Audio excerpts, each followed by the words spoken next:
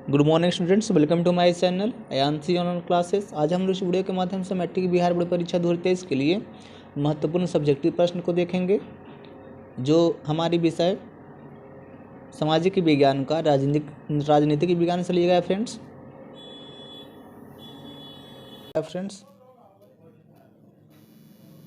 तो चलिए क्वेश्चन की तरफ चलते हैं। क्वेश्चन दिया गया है, चिपको आंदोलन का मुख्य उद्देश्य क्या है।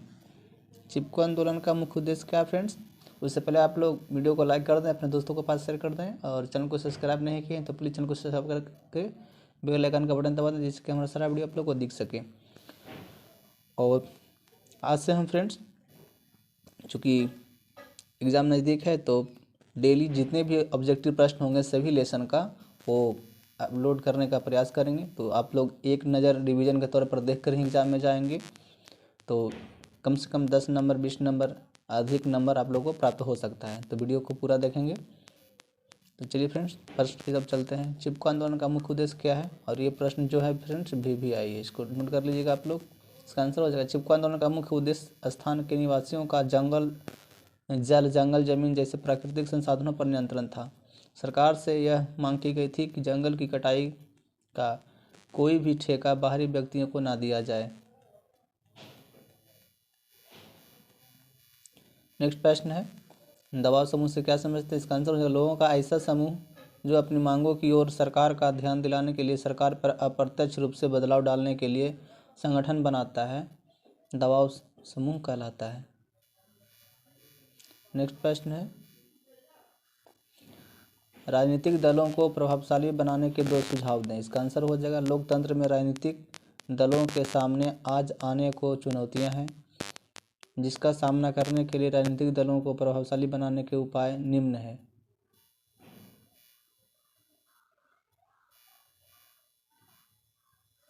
नेक्स्ट प्रश्न है, राष्ट्रीय राजनीतिक दल किसे कहते हैं। इसका आंसर हो जाएगा, भारतीय राजनीतिक व्यवस्था में राष्ट्रीय राजनीतिक दल वालों से दल है जिसका अस्तित्व पूरे देश में होता है। इनके कार्यक्रम एवं नीतियाँ राष्ट्रीय स्तर के होते हैं, इनकी इकाइयाँ राज्य स्तर पर भी होती हैं। उन्हें राष्ट्रीय राजनीतिक दल कहते हैं। राष्ट्रीय राजनीतिक दल की मान्यता प्राप्त करने के लिए राजनीतिक दलों को लोकसभा या विधानसभा के चुनाव में 4 या अधिक राज्यों द्वारा कुल डाले गए वैध मतों का 6% प्राप्त करने के साथ ही राज्य से लोकसभा की कम से कम 4 सीटों पर विजयी होना आवश्यक है। इस लिहाज से फ्रेंड्स, ये जो प्रश्न है ये VVI है, इसको आप लोग नोट कर लेंगे। नेक्स्ट प्रश्न है, सूचना का अधिकार का कानून लोकतंत्र का रखवाला है, कैसे। इसका आंसर हो जाएगा, सूचना का अधिकार का कानून लोगों को जानकार बनाने और लोकतंत्र के रखवाले के तौर पर सक्रिय करने का अच्छा उदाहरण साबित हुआ है। सूचना का अधिकार सरकार में व्याप्त भ्रष्टाचार पर अंकुश लगाने का काम करता है। इस कानून के पारित होने के बाद जनता काफ़ी जागरूक हो गई है। नेक्स्ट प्रश्न है, भारतीय किसान यूनियन की मुख्य मांगें क्या है। इसका आंसर हो जाएगा, भारतीय किसान यूनियन ने किसानों के हितों की रक्षा के लिए समय समय पर आंदोलन करता रहता है। इसकी मुख्य मांग किसानों की सस्ती दरों पर बिजली, खाद व बीजों की आपूर्ति, कृषि उत्पादन के लिए उचित मूल्य की व्यवस्था, किसानों की ऋण माफ़ी आदि है। पश्चिमी उत्तर प्रदेश व हरियाणा किसानों की मुख्य मांग गन्ना की कीमतों में वृद्धि तथा सस्ती बिजली की आवाज़ होती है।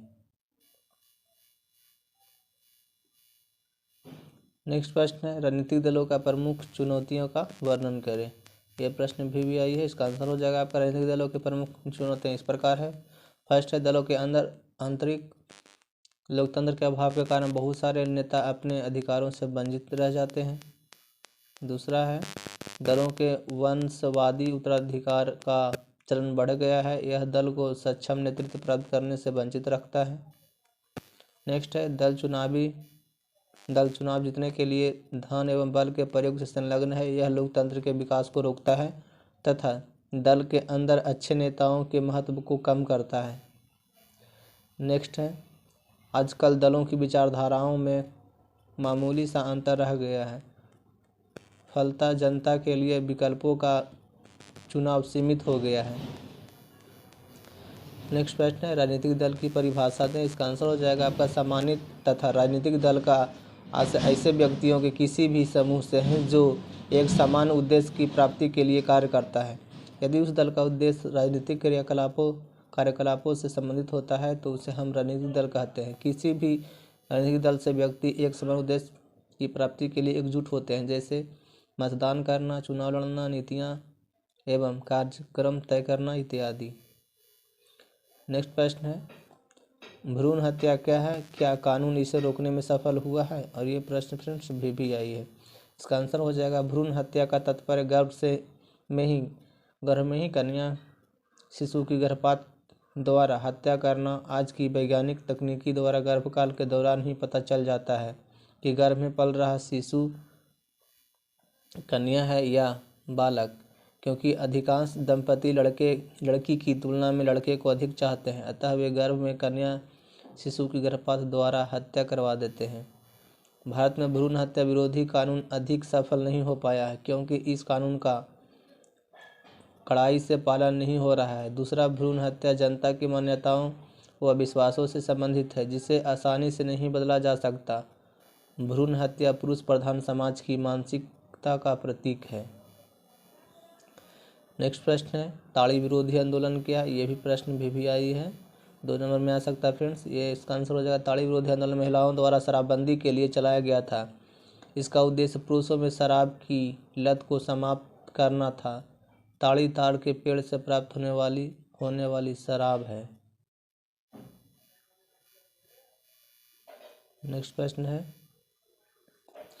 राजनीतिक दलों को प्रभावशाली बनाने के 3 उपायों को संक्षेप में लिखें। इसका आंसर हो जाएगा लोकतंत्र में राजनीतिक दलों के सामने आज अनेकों चुनौतियां हैं, जिसका सामना करने के लिए राजनीतिक दलों को प्रभावशाली बनाने के 3 उपाय निम्नलिखित हैं। पहला, दल बदल कानून लागू हो। विधायकों द्वारा सांसद के दल बदल को रोकने हेतु जो कानून बनाया गया है उसे बिना किसी लाभ के पूर्णतः लागू होना चाहिए। दूसरा, न्यायपालिका के आदेश का पालन। आय से अधिक संपत्ति, काले धन का दुरुपयोग तथा आपराधिक प्रवृत्ति के उम्मीदवारों के चुनाव लड़ने पर रोक संबंधित न्यायालय के आदेश लागू होने से राजनीतिक दल प्रभावशाली होंगे। तीसरा हो जाएगा, दलों के बीच आंतरिक लोकतंत्र बहाल हो। राजनीतिक दलों को प्रभावी बनाने के लिए यह भी आवश्यक है कि सभी राजनीतिक दल अपने संविधान का पालन करें। नेक्स्ट प्रश्न है, और ये प्रश्न भी आए फ्रेंड्स, इसको नोट कर लीजिएगा। राजनीतिक दल को लोकतंत्र का प्राण क्यों कहा जाता है? इसका आंसर हो जाएगा किसी भी लोकतंत्र में राजनीतिक दल अनिवार्य है। लोकतांत्रिक देशों में राजनीतिक दल जीवन में एक अंग बन चुके हैं। लोकतंत्र के व्यवहारिक पक्ष में राजनीतिक दलों का महत्वपूर्ण स्थान है। राजनीतिक दल सरकार के संचालन में महत्वपूर्ण भूमिका निभाते हैं। सामान्यतः राजनीतिक दल का आपसे ऐसे व्यक्तियों के किसी भी समूह से है जो एक समान उद्देश्य की प्राप्ति के लिए कार्य करता है।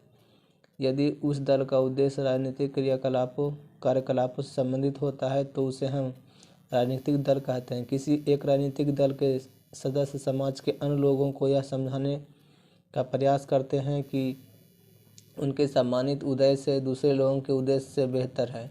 इस संदर्भ में हमें एक और बात समझना आवश्यक है कि व्यक्तियों का समूह जब एक राजनीतिक दल के रूप में संगठित होता है तो उसका उद्देश्य सिर्फ सत्ता प्राप्त करना या सत्ता को प्रभावित करना होता है।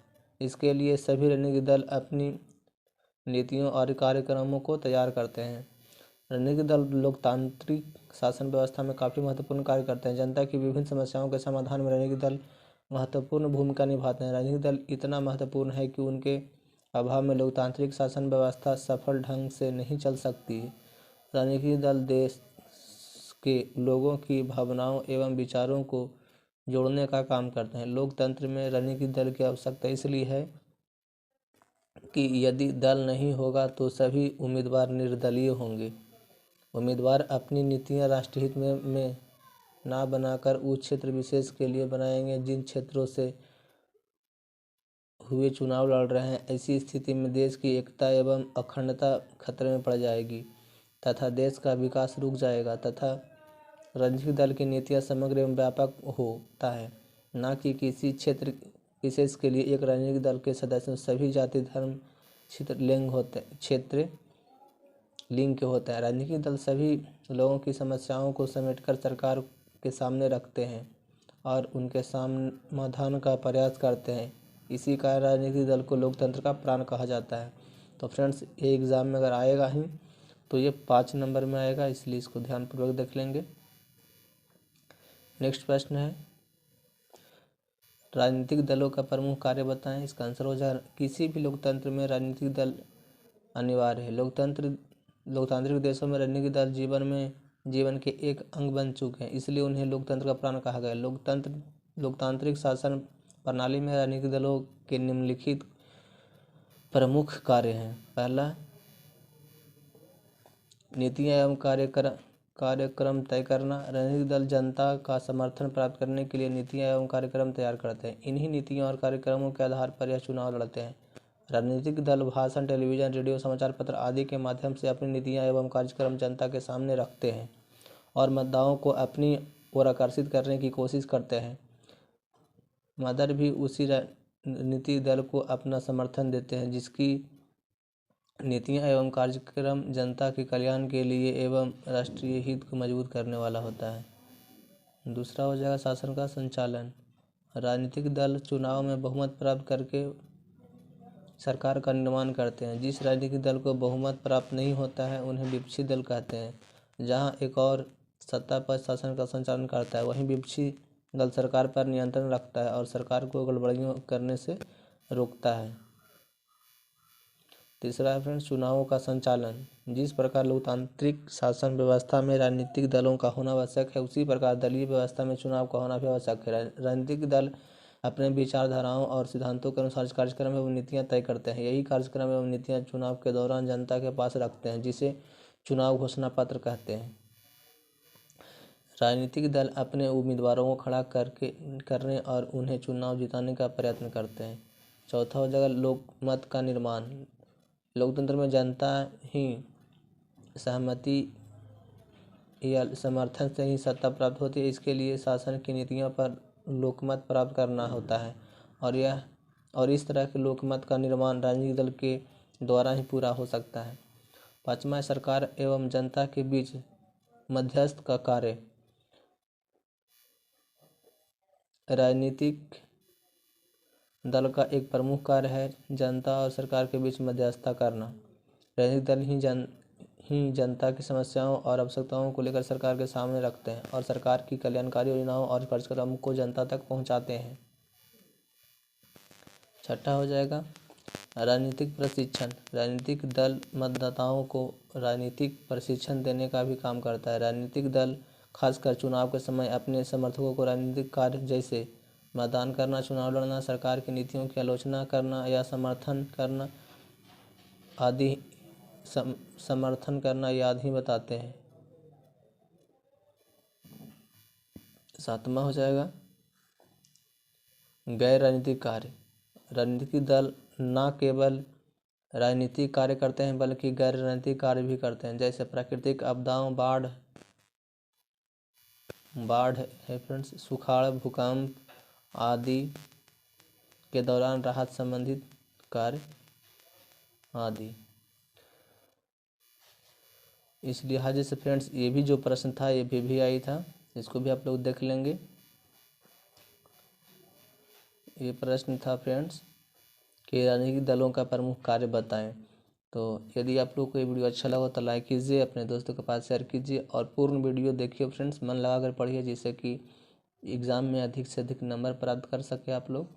तो थैंक यू फ्रेंड्स, जय हिंद, जय Bharat. Good evening students, welcome to my channel Aayanshi online classes. आज हम लोग इस वीडियो के माध्यम से मैट्रिक बिहार बोर्ड परीक्षा 2023 के लिए महत्वपूर्ण सब्जेक्टिव प्रश्न को देखेंगे, जो हमारी विषय सामाजिक विज्ञान का भूगोल से लिया गया फ्रेंड्स। और ये चैप्टर 3 उद्योग निर्माण से लिया गया। तो चलिए क्वेश्चन की तरफ चलते हैं। उससे पहले आप लोग वीडियो को लाइक कर दें, अपने दोस्तों को पास शेयर कर दें, और चैनल पे नए हैं या अभी तक आपने सब्सक्राइब नहीं किए तो प्लीज़ चैनल को सब्सक्राइब करके बेल आइकन का बटन दबा दें, जिससे कि हमारा सारा वीडियो आप लोग को दिख सके फ्रेंड्स, और जो भी इंपॉर्टेंट वीडियो डालें वो आप तक सीधा पहुंच सके। तो चलिए फ्रेंड्स क्वेश्चन की तरफ चलते हैं। क्वेश्चन दिया गया है, विनिर्माण से क्या समझते हैं। इस वीडियो में जो भी वीवीआई प्रश्न होंगे फ्रेंड्स वो वीवीआई गेस करा दिया जाएगा।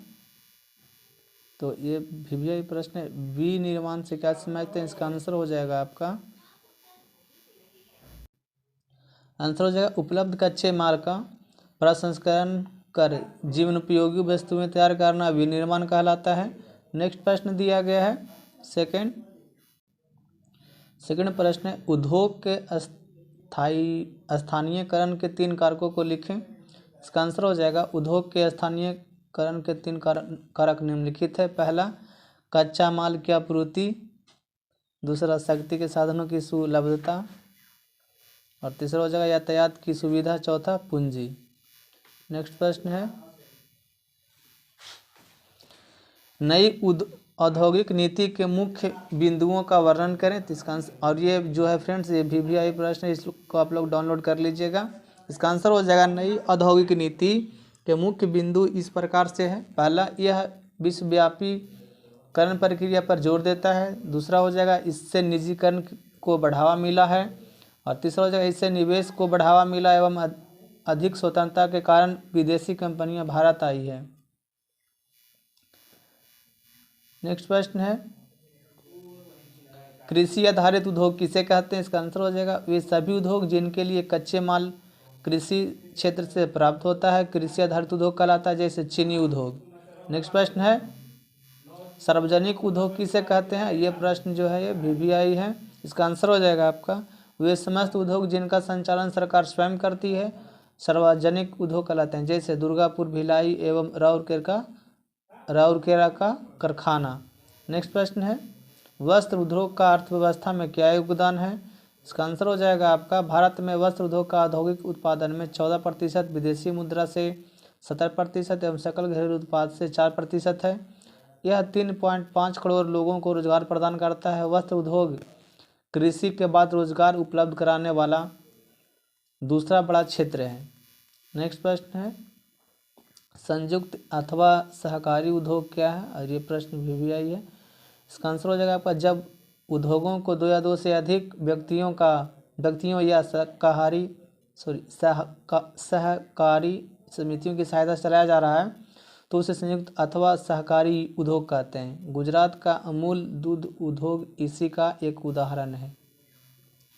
नेक्स्ट प्रश्न है, सार्वजनिक एवं निजी उद्योग में अंतर स्पष्ट करें। इसका आंसर हो जाएगा आपका, सार्वजनिक उद्योग ऐसे उद्योग हैं जिनके संचालन की जिम्मेवारी सरकार की नहीं होती है, जिसमें प्रायः भारी उद्योग एवं आधारभूत उद्योग को सम्मिलित किया जाता है। दुर्गापुर, भिलाई, राउरकेला, बोकारो जैसे इस्पात उद्योग सार्वजनिक उद्योग के उदाहरण हैं।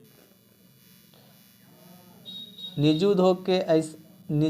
उद्योग ऐसे उद्योग का स्वामित्व है जो किसी व्यक्ति विशेष या सहकारी समिति के हाथ में होता है, निजी उद्योग कहलाता है, जैसे Tata iron and steel company, Jamshedpur इसी प्रकार का कारखाना है। नेक्स्ट प्रश्न है, सूती वस्त्र उद्योग की प्रमुख समस्याएं क्या है। ये प्रश्न वीवीआई है, आप लोग इसको नोट कर लीजिएगा। इसका आंसर हो जाएगा, सूती वस्त्र उद्योग की समस्याएं निम्नलिखित है। पहला, पुरानी मिलों में पुरानी प्रौद्योगिकी का प्रयोग। दूसरा, उत्तम कपड़ों का उत्पादन बढ़ाने में उदासीनता। दूसरा, कृषि कपड़ों की मांग का बढ़ना। और चौथा, विद्युत आपूर्ति में बाधा। पाँचवा हो जाएगा, राजनीतिक माहौल का बिगाड़ना, कारखाने में हड़ताल होना। और छठा हो जाएगा, कर्मचारियों के समयानुकूल प्रशिक्षण और आधुनिक तकनीकों की जानकारी देने की व्यवस्था न होने के कारण उत्पाद की गुणवत्ता और मात्रा प्रभावित होती है। नेक्स्ट प्रश्न है, औद्योगिक क्षेत्रों में पर्यावरण प्रदूषण रोकथाम हेतु कोई 3 उपयुक्त सुझाव दें। इसका आंसर हो जाएगा आपका, औद्योगिक क्षेत्रों में पर्यावरण प्रदूषण की रोकथाम के लिए 3 मुख्य सुझाव निम्नलिखित है। पहला, कारखानों में ऊंची चिमनियों को लगाना एवं चिमनियों में प्रदूषक पदार्थों को अलग करने वाले उपकरणों को लगाना चाहिए। दूसरा हो जाएगा अपशिष्ट पदार्थों को शोधित कर पानी में गिराना चाहिए तथा गंदे मल जल का शोधन कर पुनः उद्योग लायक बनाया जाना चाहिए।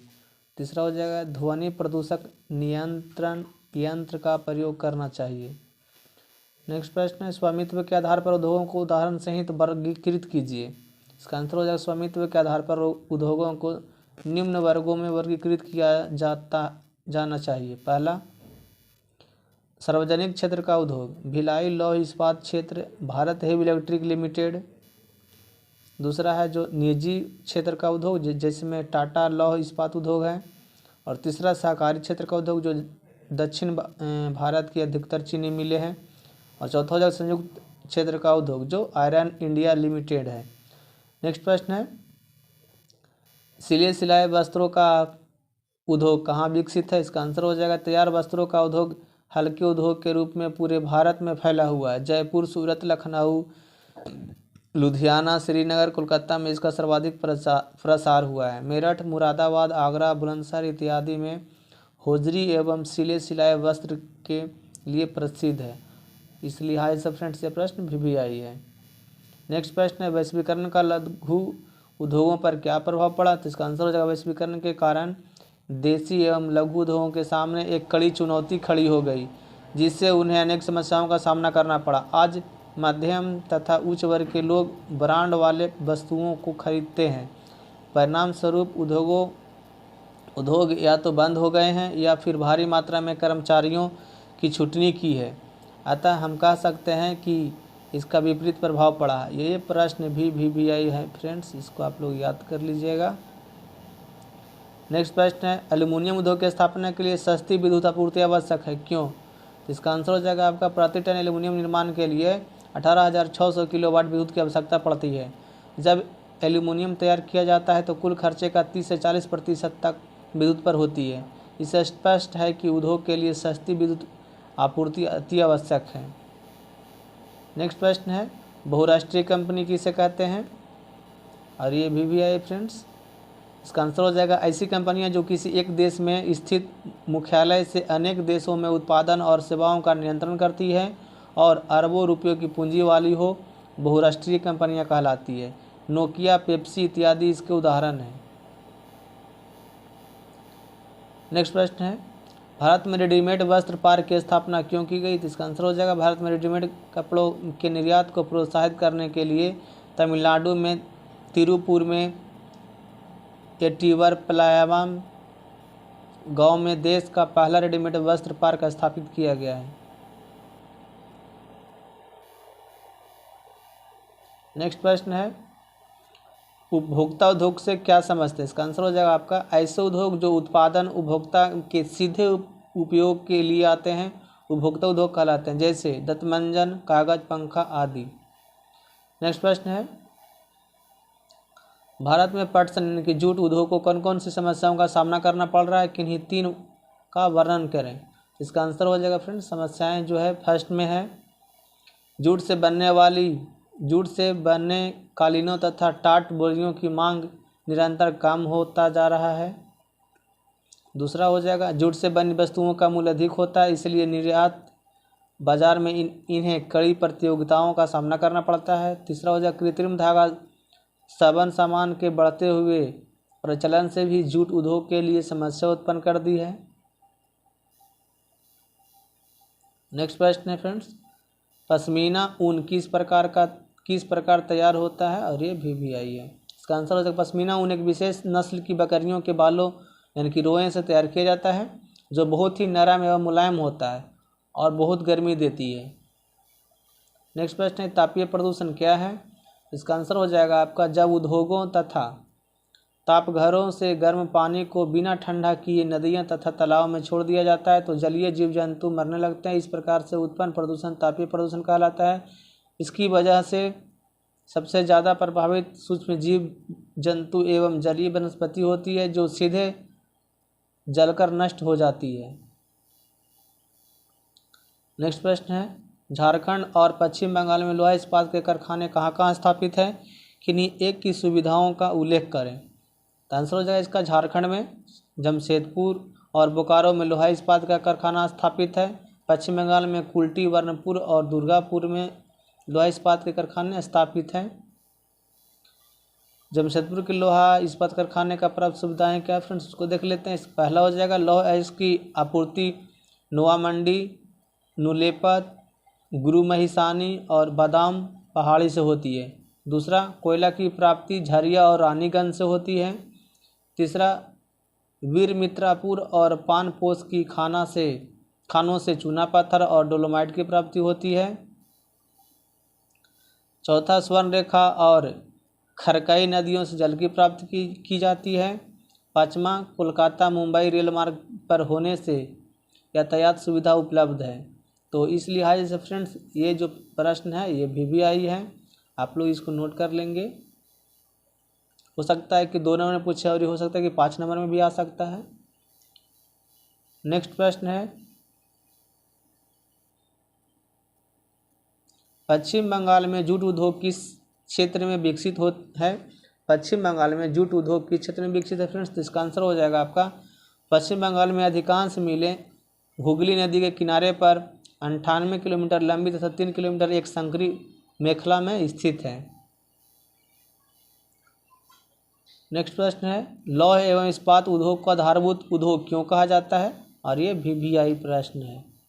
इसका आंसर हो जाएगा लौह एवं इस्पात उद्योग की सहायता से ही सभी उद्योगों को मशीनें एवं संरचना प्राप्त होती है। उसी प्रकार सभी हल्के एवं भारी उद्योग निर्भर करते हैं। इसे अन्य उद्योगों का जनक भी कहा जाता है। तो फ्रेंड्स इस वीडियो में कुल 23 प्रश्न थे। यदि आप लोग को ये वीडियो अच्छा लगा तो लाइक कीजिए, अपने दोस्तों के पास शेयर कीजिए जिससे कि मेरा सब्सक्राइबर बढ़े फ्रेंड्स, और लाइक कीजिए जिससे मैं खुश होकर अच्छे वीडियो आप लोग के लिए लाऊं। और ये भी बात बता रहा हूँ कि लाइक और सब्सक्राइब करने में आपको कोई पैसा नहीं लगता, इसलिए प्लीज़ फ्रेंड्स आप लोग लाइक कर दें, सब्सक्राइब कर दें और शेयर कर दें। तो थैंक यू फ्रेंड्स, आशा है कि आप लोग सब काम कर दिए होंगे। Thank you so much. जय हिंद, जय Bharat. Good morning students, welcome to my channel A13 online classes. आज हम लोग इस वीडियो के माध्यम से मैट्रिक बिहार बोर्ड परीक्षा 2023 के लिए सब्जेक्टिव प्रश्न को देखेंगे, जो हमारे विषय सामाजिक विज्ञान से लिया गया और ये आपदा प्रबंधन का सभी चैप्टर से लिया गया फ्रेंड्स। सभी चैप्टर में जितना भी प्रश्न है उससे गेसिंग किया जाएगा इस वीडियो में, तो आप लोग पूरा वीडियो में बने रहें। और चैनल पे अभी नए हैं या अभी तक आपने सब्सक्राइब नहीं किए हैं तो प्लीज़ चैनल को सब्सक्राइब कर दें और बेल आइकन का बटन दबा दें, जिससे कि हमारा सारा वीडियो आप लोग को दिख सके। जो भी इंपॉर्टेंट वीडियो इस पर डाला गया पहले और जो भी डाला जाएगा वो आप तक सीधा पहुंच सकेगा फ्रेंड्स। चलिए वीडियो को लाइक करते हुए चलते हैं क्वेश्चन की तरफ। वीडियो को लाइक कर दें फ्रेंड्स। प्रश्न दिया गया है, आपदा कितने प्रकार की होती है वर्णन करें। तो इस प्रश्न का आंसर हो जाएगा आपका, आपदा मुख्य रूप से 2 प्रकार की होती है, प्राकृतिक आपदाएं तथा दूसरा मानव निर्मित आपदाएं। चक्रवात, भूस्खलन, भूकंप, सूखा, सुनामी आदि प्राकृतिक आपदाएं हैं। मानव द्वारा जनित आपदा जैसे आतंकवाद, तोड़फोड़, बम ब्लास्ट, वनों का विनाश आदि है। प्राकृतिक आपदाओं को 2 श्रेणियों में रखा जाता है, अपवर्तक प्राकृतिक आपदा तथा अनावर्तक प्राकृतिक आपदा। भूकंप, सुनामी, चक्रवात अपवर्तक आपदाएं हैं, अर्थात इनकी पुनरावृत्ति हो सकती है, इसे इंसान नहीं रोक सकता, सिर्फ सतर्कता बरत कर बचाव कर सकते हैं। अनावर्तक प्राकृतिक आपदा में बाढ़, अतिवृष्टि, अनावृष्टि आदि प्रमुख है। इनकी आने की कोई निश्चितता नहीं रहती है। नेक्स्ट प्रश्न है फ्रेंड्स, प्राकृतिक आपदा एवं मानव जनित आपदा में अंतर उपयुक्त उदाहरणों के साथ प्रस्तुत कीजिए। इसका आंसर हो जाएगा, और ये VVI प्रश्न होगा फ्रेंड्स। इसका आंसर हो जाएगा, प्राकृतिक आपदाएं ऐसी आपदाएं हैं जो प्राकृतिक कारणों से घटती हैं, प्राकृतिक आपदाएं कहलाती हैं। जैसे सूखा, बाढ़, भूकंप, सुनामी, भूस्खलन, चक्रवात आदि प्राकृतिक आपदाएं कहलाती है। मानव जनित आपदाएं जो खुद मानव द्वारा उत्पन्न की गई समस्या है। प्राकृतिक आपदाओं को दैविक मान लिया जाता है और मनुष्य इससे बचने में अपने को असहाय महसूस करता है। नेक्स्ट प्रश्न है, आपदा प्रबंधन की संकल्पना को स्पष्ट करते हुए आपदा प्रबंधन की आवश्यक अनिवार्यता का वर्णन करें अथवा आपदा प्रबंधन के उद्देश्यों की विवेचना करें। तो इसका आंसर हो जाएगा फ्रेंड्स आपका आपदाओं को घटित होने से रोकने, उनकी तीव्रता को कम करने तथा घटित हो जाने के उपरांत उनसे होने वाली क्षति को यथासंभव कम करने के लिए किए जाने वाले विभिन्न उपायों को आपदा प्रबंधन कहते हैं। इसके अंतर्गत आपदाओं का पूर्वानुमान, क्षति की तीव्रता को घटाने संबंधी उपाय, चिकित्सा संबंधी सुविधा तथा पुनर्वास के उपाय जैसे कार्य सम्मिलित किए जाते हैं। आपदा कोई भी हो उसका प्रबंधन अनिवार्य है। आपदा से न सिर्फ विकास कार्य अवरुद्ध होता है वरन विकास कार्यों में कई कठिनाइयां उत्पन्न होती है। यद्यपि राष्ट्रीय स्तर पर तथा राज्य मुख्यालय स्तर पर आपदा प्रबंधन की व्यवस्था की गई, लेकिन इन व्यवस्थाओं के असफल होने से नए प्रकार की समस्याएं उत्पन्न हो सकती है। तो फ्रेंड्स ये जो प्रश्न था ये VVI प्रश्न है, इसको भी आप लोग नोट कर लीजिएगा। नेक्स्ट प्रश्न है कि आपदा से क्या समझते हैं। इस प्रश्न का आंसर हो जाएगा आपका बहुत ही कम समय में अकस्मात घटने वाली ऐसी दुर्घटनाएं जिनका तत्काल प्रभाव पर्यावरण, प्राकृतिक संपदा और मानव जीवन एवं उसकी संपत्ति पर पड़े तथा जिससे जान माल की अपार क्षति हो, आपदा कहलाती है। आपदाएं अल्पकालीन होती है अर्थात कम समय में ही संपादित हो जाती है, परंतु इसके दुष्परिणाम दीर्घकालिक होते हैं। नेक्स्ट प्रश्न है फ्रेंड्स, भूस्खलन कितने रूप के होते हैं। तो इसका आंसर हो जाएगा आपका भूस्खलन के 2 रूप हैं। पहला मृदा स्खलन, इसमें नदियों के किनारे या पहाड़ों की मिट्टी गिर जाती है, और दूसरा भूस्खलन, इसमें पहाड़ सहित मिट्टी गिरती है। दोनों में जान माल की भारी हानि होती है। जम्मू कश्मीर, हिमाचल प्रदेश एवं उत्तराखंड भूस्खलन वाले क्षेत्र हैं। नेक्स्ट प्रश्न है, आपदा प्रबंधन की आवश्यकता क्यों है। ये भी प्रश्न है फ्रेंड्स। इसका आंसर हो जाएगा आपदा कोई भी हो उसका प्रबंधन आवश्यक है। आपदा से न केवल विकास कार्य अवरुद्ध होते हैं वरन विकास कार्यों में कई व्यवधान भी उत्पन्न होते हैं। आपदाओं को रोकने, उनकी तीव्रता को कम करने तथा घटित हो जाने के उपरांत उनसे होने वाली क्षति को यथासंभव कम करने के लिए आपदा प्रबंधन की आवश्यकता होती है। नेक्स्ट प्रश्न है, बाढ़ कैसे आती है स्पष्ट करें। तो इस प्रश्न का आंसर हो जाएगा फ्रेंड्स, बाढ़ एक ऐसी प्राकृतिक आपदा है जो वर्षा ऋतु में अतिवृष्टि के कारण आती है। अतिवृष्टि के कारण जब नदियों में जल संग्रहण उनकी क्षमता से अधिक हो जाता है तब जल की नदी तट से ऊपर उठकर या तोड़कर समीप के क्षेत्रों में फैल जाता है। इस स्थिति को बाढ़ कहा जाता है। बाढ़ के निम्नलिखित प्रमुख कारण है। पहला, औसत से अधिक वर्षा या कम समय में अधिक वर्षा। दूसरा, हिम नदियों का अधिक पिघलना। तीसरा हो जाएगा बांध, बैराज तथा डैम का बनना। तथा चौथा हो जाएगा नेपाल जैसी पड़ोसी देशों द्वारा किसी नदी में भारी मात्रा में पानी छोड़ा जाना इत्यादि। तो ये प्रश्न फ्रेंड्स इस लिहाजे से भी VVI प्रश्न है। इस प्रश्न को आप लोग नोट कर लीजिएगा VVI के तौर पर फ्रेंड्स।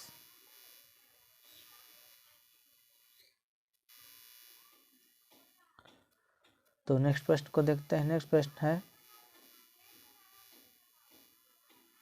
बिहार में बाढ़ की स्थिति का वर्णन करें। तो इसका आंसर हो जाएगा आपका, और ये VVI प्रश्न ही है, इसका आंसर हो जाएगा 2008 ईस्वी में भारत नेपाल की सीमा पर कुसाहा के पास तटबंध के टूटने से आई बाढ़ ने कोसी नदी की धारा ही बदल दी थी। अतः कोसी नदी को बिहार का शोक कहा जाता है। बिहार में कोसी नदी समय समय पर भयंकर बाढ़ समस्या ला चुकी है। गंगा, गंडक, बूढ़ी गंडक, कोसी, बागमती से बाढ़ की समस्या बिहार के लिए एक विकराल समस्या है जो हर वर्ष बिहार के उत्तरी तथा दक्षिणी भागों में तबाही मचाती है। लगभग प्रत्येक वर्ष बाढ़ का कहर बिहार पर टूटता है। दरभंगा, मुजफ्फरपुर, सीतामढ़ी, पूर्वी चंपारण, पूर्णिया, सहरसा, मधेपुरा आदि जिले मुख्य रूप से बाढ़ की संभावना वाले क्षेत्र हैं। यहाँ जून से सितंबर तक मानसूनी वर्षा होती है। इसके कारण नदियों में व्याप्त जल धारण क्षमता से अधिक आसपास के शहर, गांव, खेत आदि में फैल जाता है। नेक्स्ट प्रश्न है, बाढ़ के कारणों एवं इसकी सुरक्षा के उपायों का वर्णन करें। और ये VVI प्रश्न है। इसका आंसर हो जाएगा बाढ़ के कारण बाढ़ के निम्नलिखित प्रमुख कारण है। पहला हो जाएगा, बाढ़ एक ऐसी प्राकृतिक आपदा है जो वर्षा ऋतु में अतिवृष्टि के कारण आती है। अतिवृष्टि के कारण जब नदियाँ जल संग्रह उनकी क्षमता से अधिक हो जाता है, तब जल नदी तट से ऊपर उठकर उसे तोड़कर समीप के क्षेत्रों में फैल जाता है। दूसरा, भूस्खलन हो जाता है। तीसरा, भूस्खलन तथा मृदा अपरदन के कारण नदियों की काम गोद जमा होना भी बाढ़ का कारण है। तीसरा जगह, ज्वार, समुद्री तूफान, चक्रवात तथा सुनामी के कारण तटवर्ती क्षेत्रों में बाढ़ आती है। चौथा, हिमनदियों का अधिक पिघलना भी बाढ़ का कारण बनता है। पांचवा जगह, बांध, बैराज तथा डैम बनना या बांधों के कारण नदी के जल का प्राकृतिक प्रवाह रोक देने से बाढ़ की समस्या उत्पन्न होती है। बाढ़ से सुरक्षा के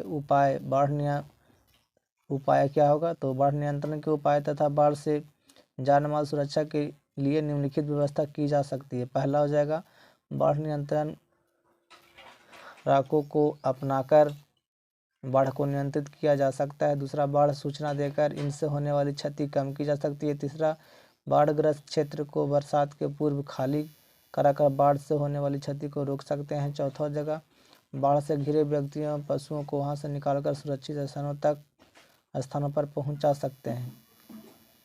नेक्स्ट प्रश्न है, सुखाड़ प्रबंधन क्या है? इससे बचाव के तरीकों का वर्णन करें। आंसर जगह फ्रेंड्स, सुखाड़ जैसी आपदा के प्रबंधन हेतु दो प्रकार की योजनाएं आवश्यक, दीर्घकालीन और लघुकालीन योजनाएं। दीर्घकालीन योजना के अंतर्गत नहर, तालाब, कुआं, पैन, आहर के विकास की जरूरत है। नहर के माध्यम से जलाशयों से जल लाया जा सकता है। पंजाब तथा हरियाणा में नहरों का जाल बिछाकर ही सुखाड़ की समस्या का स्थायी समाधान किया गया। बिहार में भी कोसी कमांड क्षेत्र, गंडक कमांड क्षेत्र तथा चंदन किउल बरुआ कमांड क्षेत्र सुखाड़ के समय नहर प्रबंधन के द्वारा प्राकृतिक आपदा को कम करने का प्रयास है। तालाब बनाने का मूल उद्देश्य वर्षा जल का संग्रह है। कुएं के निर्माण से भूमिगत जल का उपयोग होता है। नेक्स्ट प्रश्न है, बाढ़ से होने वाली हानियों की चर्चा करें। इसका आंसर हो जाएगा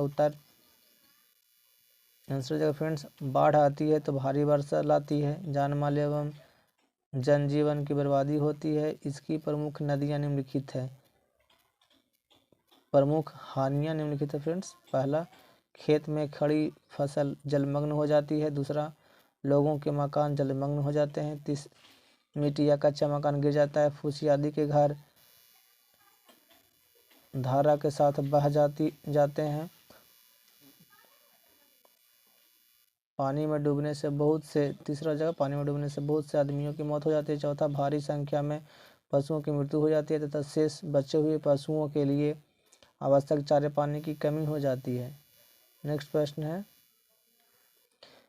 भूकंप के केंद्र एवं अधिकेंद्र के बीच अंतर स्पष्ट कीजिए। इसका आंसर हो जाएगा, भूकंप का वह भाग जहां चट्टान टूटने की प्रक्रिया आरंभ होती है भूकंप का केंद्र कहलाता है। भूकंप केंद्र ही भूकंप का उत्पत्ति स्थान है। भूकंप केंद्र से धरती पर अनुलंब भूकंप अधिकेंद्र कहलाता है। भूकंपीय तरंगों का पहला झटका अधिकेंद्र पर ही लगता है। अधिकेंद्र से जैसे जैसे दूरी बढ़ती जाती है वैसे वैसे भूकंप का प्रभाव घटता जाता है। नेक्स्ट प्रश्न है, भूकंप तरंगों से क्या समझते हैं? प्रमुख भूकंपीय तरंगों के नाम लिखिए। और ये प्रश्न VVI फ्रेंड्स, इसका नोट कर लीजिएगा। इसका आंसर हो जाएगा आपका, पृथ्वी के गर्भ में संचित अपार ऊर्जा के विमुक्त या मुक्त होने से लहरें उत्पन्न होती है जो भूकंपीय तरंगें कहलाती है। अर्थात भूकंप आने के पूर्व तथा भूकंप के बाद कम गहन के अनेक कंपन होते हैं। भूकंप के समय उठने वाली कंपन यानी तरंगों को निम्नलिखित तरंगों में बांटा जा सकता है। प्राथमिक तरंगे, द्वितीयक प्राथमिक तरंगे जिसको P से सूचित किया जाता है, द्वितीयक तरंगे जिसको A से सूचित करते हैं, और तीसरा सतही या घोघ तरंग जिसको L से भी सूचित किया जाता है। नेक्स्ट प्रश्न है फ्रेंड्स, भूकंप क्या है, इसके बचाव के 2 उपायों का उल्लेख करें। और ये प्रश्न है जो भी है, इसका आंसर हो जाएगा आपका धरती में उत्पन्न ऊर्जा तरंगों चट्टानों में कंपन उत्पन्न करती है। इस कंपन का केंद्र जब स्थल खंड होता है तो उसे भूकंप कहते हैं। भूकंप एक प्राकृतिक आपदा है, इसमें जान माल दोनों की क्षति होती है। भारत में दरभंगा बिहार एवं लातूर महाराष्ट्र, भुज गुजरात में भयंकर भूकंप आए थे। भूकंप से बचाव के 2 उदाहरण इस प्रकार है। भूकंप रोधी भवन निर्माण करना और दूसरा भूकंप के पूर्वानुमान पर सक्रियता प्रदर्शन द्वारा। नेक्स्ट प्रश्न है, भूकंप एवं सुनामी के विनाशकारी प्रभाव से बचने के किन्हीं 4 उपायों का वर्णन करें। और ये प्रश्न भी आए फ्रेंड्स, अगर ये प्रश्न आएंगे एग्जाम में भी तो 5 नंबर में आएंगे, इसको नोट कर लीजिएगा। इसका आंसर हो जाएगा आपका भूकंप एवं सुनामी प्राकृतिक आपदा जिनसे बचाव के लिए बहुआयामी प्रयास आवश्यक है। वस्तुतः ये प्रयास व्यापक और दूरदृष्टि वाले हो। कुछ प्रमुख प्रयास निम्नलिखित है। पहला, भूकंप एवं सुनामी का पूर्वानुमान। पूर्वी तरंग और अनुकंपन तरंगों को यदि भूकंप लेखी यंत्र पर ठीक से मापा जाए तो तरंगों की प्रकृति के आधार पर संभावित बड़े भूकंप या सुनामी का पूर्वानुमान किया जा सकता है। दूसरा, भवन निर्माण। भूकंप या सुनामी के विनाश को ध्यान में रखते हुए भवन निर्माण की स्वीकृति देने के पहले इन तथ्यों की जांच होनी चाहिए कि क्या वे भूकंप रोधियों या सुनामी निरोधी कारणों पर आधारित है। और तीसरा हो जाएगा जान माल की रक्षा है। किसी भी भूकंप या सुनामी का सीधा प्रभाव जान माल पर पड़ सकता है, अतः जान माल के बचाव के लिए विशेष सुरक्षा व्यवस्था कर। चौथा, गैर सरकारी संगठनों का सहयोग। भूकंप या सुनामी किसी भी प्रकार की आपदा प्रबंधन में स्वयंसेवी संस्थाएं, विद्यालय और आम लोग बड़ी भूमिका निभा सकते हैं। नेक्स्ट प्रश्न है, भारत को प्रमुख भूकंप क्षेत्रों में विभाजित करते हुए सभी क्षेत्रों का संक्षिप्त विवरण दीजिए, अथवा भारत की भूकंपीय पेटी का साधारण वर्णन करें।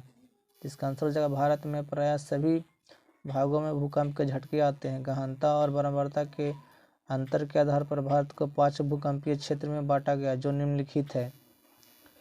पहला क्षेत्र है, इस क्षेत्र में भारत के दक्षिणी पठारी क्षेत्र आते हैं जहां भूकंप का खतरा नहीं के बराबर है। दूसरा हो जाएगा, इसके अंतर्गत प्रायद्वीपीय भारत के तटीय मैदानी क्षेत्र आते हैं। यहाँ भूकंप की संभावना तो होती है लेकिन तीव्रता कम होने के कारण सीमित खतरे होते हैं। तीसरा क्षेत्र फ्रेंड्स, इसमें मुख्यतः गंगा सिंधु का मैदान है। राजस्थान तथा उत्तरी गुजरात के कुछ क्षेत्र आते हैं। यहाँ भूकंप का प्रभाव देखने को मिलता है लेकिन वे कभी कभी ही विनाशकारी होते हैं। चौथा क्षेत्र हो जाएगा, यहाँ अधिक खतरे की संभावना होती है। इसमें भारत के मुख्यतः शिवालिक हिमालय का क्षेत्र, पश्चिम बंगाल का उत्तरी भाग, असम घाटी का पूर्वोत्तर भारत का क्षेत्र आता है। इसी क्षेत्र में अंडमान निकोबार द्वीप समूह भी आता है। और 5वां क्षेत्र हो जाएगा, यह सर्वाधिक खतरे का क्षेत्र है। इसके अंतर्गत गुजरात का कच्छ, जम्मू कश्मीर, हिमाचल प्रदेश, उत्तराखंड का कुमाऊं पर्वत क्षेत्र, सिक्किम तथा दार्जिलिंग के पहाड़ी क्षेत्र आते हैं। नेक्स्ट प्रश्न है फ्रेंड्स, सुनामी से क्या समझते हैं। जो पिछला प्रश्न था फ्रेंड्स वो भी आया था, आप लोग नोट कर लेंगे। सुनामी से क्या समझते हैं, सुनामी से बचाव के उपायों का उल्लेख कीजिए। तो सुनामी आपदा प्रबंधन पर एक लेख लिखें। तो आंसर हो जाएगा इसका फ्रेंड्स, सुनामी एक प्राकृतिक परिघटना है। यह एक जापानी शब्द है जो 2 शब्द सु और नामी से बना है। सु का अर्थ बंदरगाह एवं नामी का अर्थ लहरें हैं। इसमें लहरों की एक श्रृंखला निर्मित होती है जिसके परिणाम स्वरूप समुद्र या सागर से जल व्यापक मात्रा में बहुत तीव्र गति से तट की ओर विस्थापित होता है। सुनामी लहर समुद्र तल पर आने वाले भूकंप एवं ज्वालामुखी विस्फोट के कारण उत्पन्न होता है। पृथ्वी की सतह में उत्पन्न कुछ विशेष प्रकार की हलचल जैसे भूकंप ज्वालामुखी विस्फोट, भूस्खलन आदि के कारण समुद्र में अत्यधिक ऊंची ऊंची विशाल लहरें उत्पन्न होती है जो सुनामी लहरें कहलाते हैं। नीचे कुछ सुझाए गए उपायों पर अमल कर सुनामी से उत्पन्न क्षति को कम किया जा सकता है। पहला, 26 देशों के नेटवर्क प्रणाली से भारत को जोड़कर। दूसरा, भूकंपीय तरंगों के समान ही सुनामी के पूर्व कंपन और अनुकंपन आते हैं, उनका पूर्वानुमान किया जाए एवं आपदा अनुसूचक प्रणाली द्वारा समुद्र जल की सतह के नीचे की क्षैतिज हलचलों का अध्ययन कर।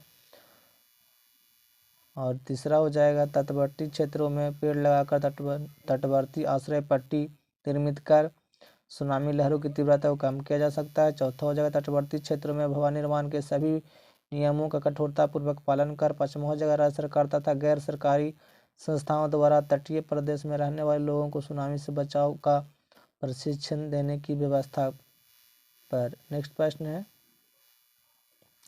सुनामी और भूकंप के बीच अंतर स्पष्ट कीजिए। तो आंसर हो जाएगा इसका भूकंप। तो भूकंप का सरल अर्थ भूमि का कंपायमान होता है। भूकंप एक भूगर्भीय प्रक्रिया है जिसकी तीव्रता कभी कभी अत्यंत भयावह होती है, जिससे जानमाल की अपार क्षति होती है। यह पृथ्वी के गर्भ से संचित अपार ऊर्जा के मुक्त होने से उत्पन्न होती है जो भूकंपीय तरंगें कहलाती है। और सुनामी हो जाएगा फ्रेंड, सुनामी एक प्राकृतिक प्रक्रिया है जिसमें महासागर का पानी भूकंप के आने के कारण बड़े स्तर पर तितर बितर होता है।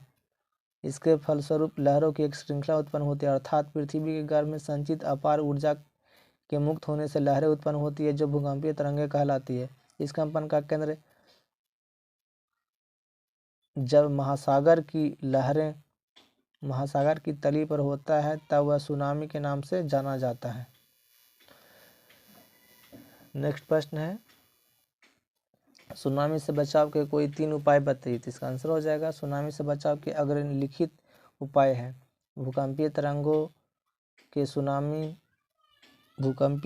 के समान सुनामी के पूर्व कंपन और अनुकंपन आते हैं। उसके दूसरा हो जाएगा, सुनामी के विनाशकारी प्रभाव को कम करने के लिए कंक्रीट तटबंध बनने की जरूरत है। और ये तीसरा हो जाएगा, सुनामी के विनाशकारी प्रभाव को कम करने के लिए तटबंध के किनारे मैंग्रोव जैसी वनस्पति को सघन रूप में लगाना चाहिए। नेक्स्ट प्रश्न है, जीवन रक्षक आकस्मिक प्रबंधन से क्या समझते हैं अथवा आग लगने की स्थिति में क्या प्रबंधन करना चाहिए। और ये प्रश्न है फ्रेंड्स VVI, इसको याद रखिएगा आप लोग। इसका आंसर हो जाएगा, आपदा प्रबंधन के 2 चरणों में लागू करने की जरूरत है। जैसे होता है फ्रेंड्स, आकस्मिक प्रबंधन और दीर्घकालीन प्रबंधन। आपदा की घड़ी में आकस्मिक प्रबंधन का उद्देश्य संभावित आपदा को कम करना। आकस्मिक प्रबंधन ही किसी प्रशासन की सफलता की कसौटी होती है। इसके अंतर्गत आपदा के आते ही प्रभावित लोगों को आपदा से छुटकारा दिलाना ही प्रमुख उद्देश्य होता है। अलग अलग प्रकार की प्राकृतिक आपदाओं को आकस्मिक प्रबंधन में अलग अलग प्रकार की प्राथमिकताएं होती है। पहला, बाढ़ की स्थिति में आकस्मिक प्रबंधन। बाढ़ की यहाँ पे होना चाहिए फ्रेंड्स, बाढ़ है लिखा हुआ।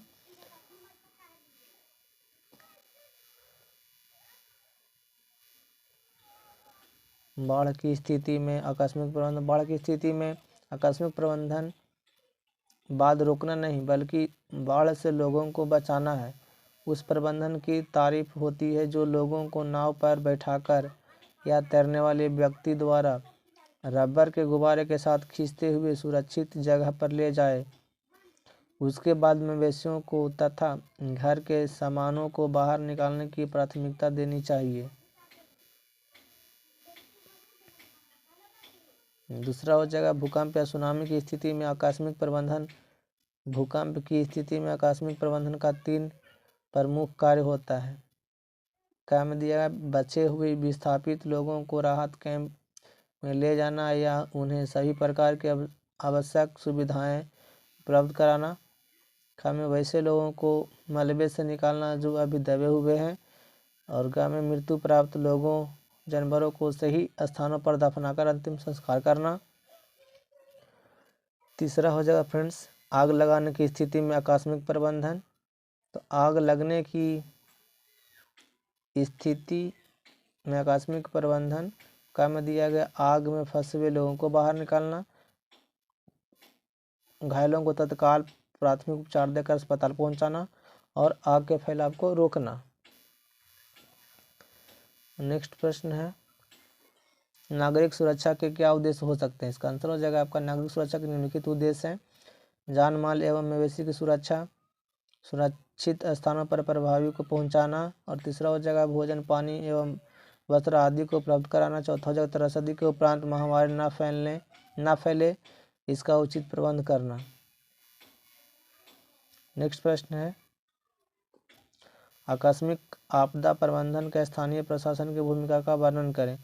आंसर हो जाएगा आकस्मिक प्रबंधन की स्थानीय प्रशासन की महत्वपूर्ण भूमिका। इसके लिए आवश्यक है कि वे राहत शिविर का निर्माण करें, वहाँ कभी उपकरण और प्राथमिक प्रचार की सामग्री उपलब्ध कराए, वहाँ सभी उपकरण और प्राथमिक उपचार की सामग्रियाँ उपलब्ध कराए तथा एम्बुलेंस, डॉक्टर, अग्निशामक यंत्र इत्यादि की व्यवस्था में तत्परता दिखाए। आकस्मिक प्रबंधन के लिए स्थानीय प्रशासन को चाहिए कि आपदा आने से पूर्व ही अपने क्षेत्र में खाद्य पदार्थ, पशु चारा, महामारी से संबंधित जीवन रक्षक दवाई, छिड़काव की सामग्री इत्यादि का पूर्व प्रबंधन कर ले। नेक्स्ट प्रश्न है बाढ़ की स्थिति में अपनाए जाने वाले आकस्मिक प्रबंधन का संक्षेप में वर्णन कीजिए। इसका आंसर हो जाएगा बाढ़ के आते ही जान माल और मवेशी पर भारी संकट आ जाता है, अतः पहली प्राथमिकता बाढ़ रोकना नहीं बल्कि बाढ़ से लोगों को बचाना है।